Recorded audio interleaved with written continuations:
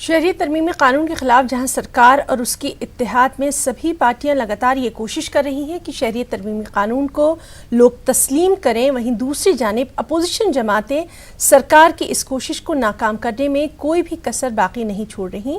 P M Modi نے کل tweet پر #India support CAA مہم شروع کی۔ وہیں آج کیرل اسمبلی کی قرارداد سے مودی سرکار کو بڑا جھٹکا لگا ہوگا۔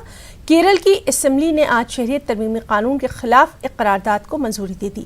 اس قرارداد میں مرکزی حکومت سے متنازع قانون کو واپس لینے کا مطالبہ کیا گیا۔ کیرل شہریت ترمیمی قانون کے خلاف قرارداد منظور کرنے والی پہلی ریاست بن گئی ہے۔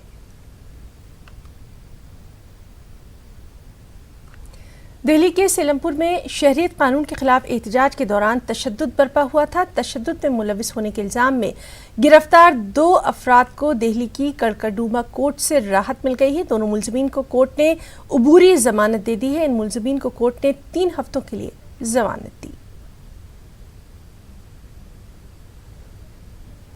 وہیں شہریت ترمیمی قانون کی مخالفت میں ہوئے سیما پوری پرتشدد احتجاج کے معاملے میں کڑکڑڈوما کورٹ میں ملزمین کی ضمانت عرضی پر سماعت ہوئی۔ 11 ملزمین کی ضمانت عرضی پر اب اگلی سماعت 6 جنوری کو ہونا ہے۔ دہلی پولیس نے سیما پوری تشدد کیس کو اب خصوصی جانچ ٹیم SIT کے سپرد کر دیا ہے۔ شہریت ترمیمی قانون کے خلاف احتجاج جاری ہے۔ NCP صدر شرد پوار نے مغربی بنگال کی وزیر اعلیٰ ممتا بنرجی کو ایک خط لکھا ہے۔ خط میں شرد پوار نے ممتا کو یقین دلایا کہ وہ شہریت قانون کے خلاف احتجاج کی حمایت کرتے ہیں۔